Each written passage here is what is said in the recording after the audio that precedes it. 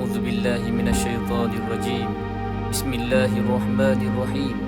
Sesungguhnya telah ada pada diri Rasulullah sallallahu alaihi wasallam itu suri teladan yang baik bagimu, yaitu bagi orang yang mengharap rahmat Allah dan kedatangan hari kiamat, dan dia banyak menyebut Allah. Surah Al-Ahzab ayat 21. Katakanlah Muhammad, jika kamu benar-benar mencintai Allah, maka ikutilah sunnah atau petunjukku.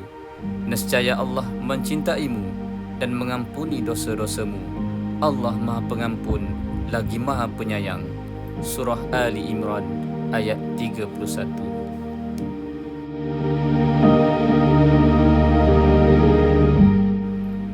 Berikut merupakan amalan Rasulullah sallallahu alaihi wasallam yang hendaknya kita contohi dan ikuti. Yang pertama, baginda menyapu kesan-kesan tidur pada muka dengan tangan.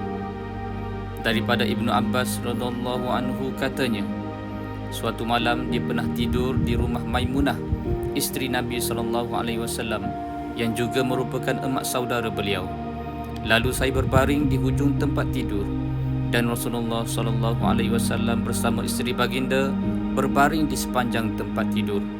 Rasulullah sallallahu alaihi wasallam tidur sehingga pertengahan malam atau sebelum atau selepasnya sedikit.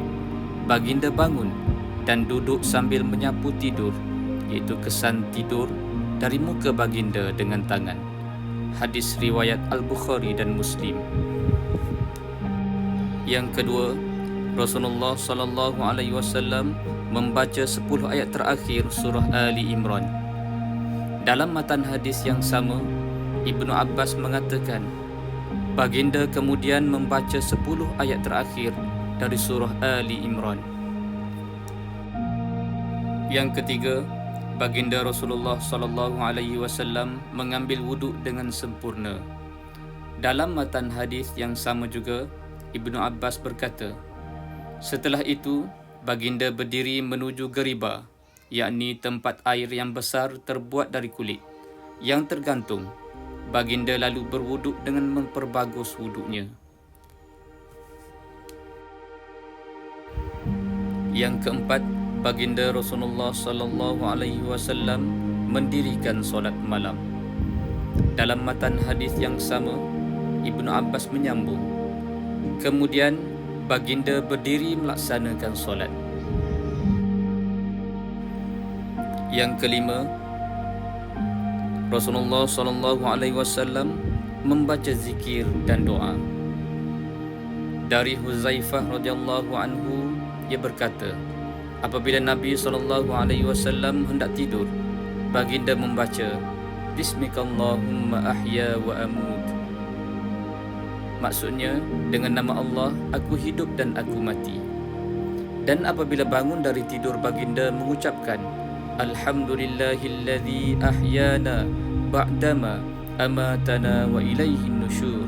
Maksudnya, segala puji bagi Allah yang telah menghidupkan kami setelah mematikan kami, dan hanya kepadanya lah tempat kembali. Hadis riwayat Al-Bukhari.